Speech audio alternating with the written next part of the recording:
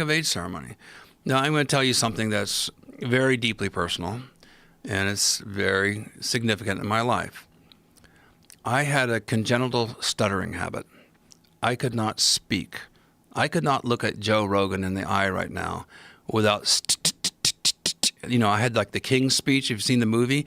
Exactly like that, but worse in my case. I went through 6 years of speech therapy. I was interviewed for special education. I grew up in a small town called Columbiana, Ohio.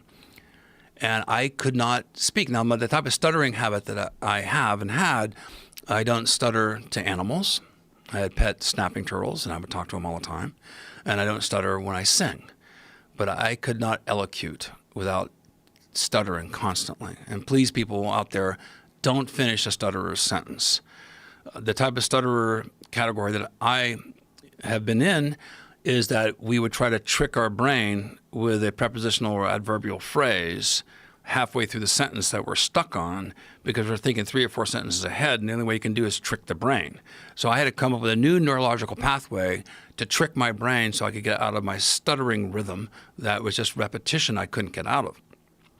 And then one day, before I had ever had psilocybin mushrooms, I bought a bag of them, and I thought, I had no information. I just bought the bag for about $25, and I went out for a walk in the woods in Ohio, and there was this beautiful oak tree that I used to climb the very top of the tallest hill. In Ohio we don't have mountains, we have hills, and it was in the summertime, and so I thought set and setting is important. I knew that, so I went for a walk, and I ate the bag, the whole bag when I was walking. How many ounces you think? Well, I know it was about a half an ounce to an ounce. So I mean, yeah. So we're talking.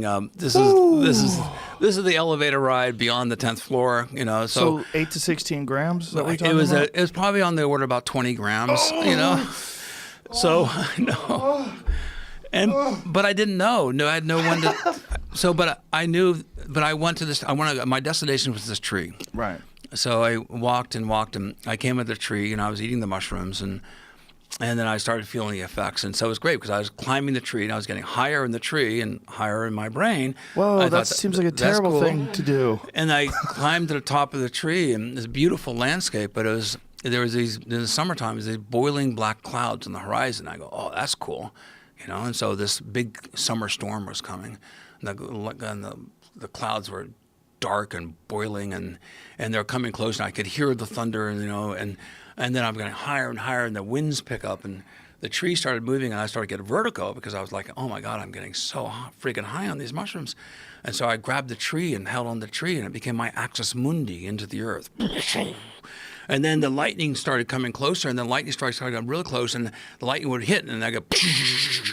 I saw fractals for the first time. The atmosphere became liquid. I saw these liquid waves of these multidimensional geometrical patterns everywhere, and the sparks of lightning would just create this amazing crescendo of secondary, tertiary, fractals all around me. And I was like, oh my, it was amazing. I said, this is what I read about, and so the storm came, and lightning strikes were all around me, and I was washed with rain, and I was up there, and I felt in touch with Gaia, the universe. My heart opened up. I felt one with all.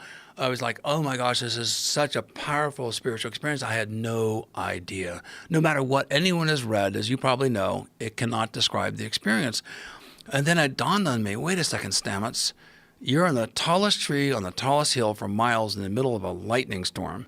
This is not the best place to be. And so I realized I could be killed up here. Suddenly I had a reality rush, like, you could turn into a god.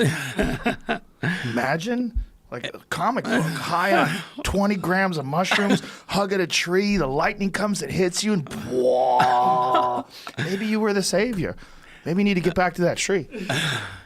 Maybe you're the chosen one. It was an incredibly spiritual and wonderful experience, but I also had the fear, and this comes with the hero's journey. You always have the dark side. You always have not just the light side, but this counterbalance with the dark side. And I realized, oh my gosh, I could die up here. And I said, well, I don't die, Stamets. What are your issues?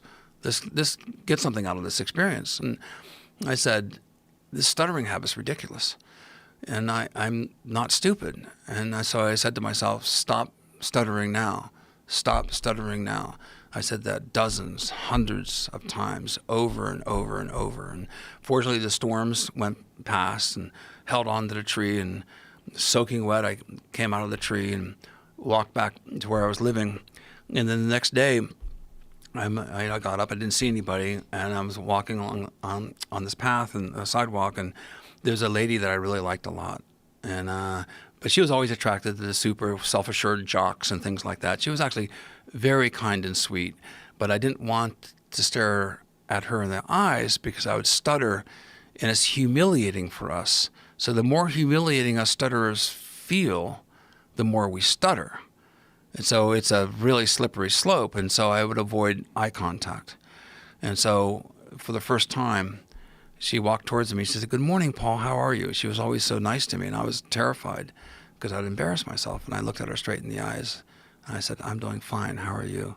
And I stopped stuttering in one day. Whoa. And this speaks to now what was been medically proven is that we can reset the neurology of the human brain through neurogenesis. I believe that experience allowed me to map new neurological pathways that allows me to elocute in a way that I could not elocute before. Now, just to be truthful here, if I drink a lot of alcohol, I'm in a loud bar, because us stutterers, and you're a martial artist, and I've been a martial artist all my life, and we have peripheral consciousness. And so if someone comes through a door, into the bar, and I'm looking at you, I know that they've come through. So this hyper alertness that us martial artists have, of knowing things in the circumference around us in the peripheral environment is distracting. So if I drink a lot and there's a lot of noise and a lot of people coming in out of doors, I'm hypersensitive to intruders. And then that's when I'll start stuttering. If a person's talking to me, asking me, "How do you grow mushrooms?" It's like filling a well with a teaspoon, because I'm worried about the guy who just came through the door over there, who looks like he may not be a safe person to be in this environment right now. So there's a time that you only give 10% of my brain to communicating to the person in front of me. My 90% of my brain is hyper aware in the circumstantial environment around me. Time for another trip to the tree to cure that last 10%.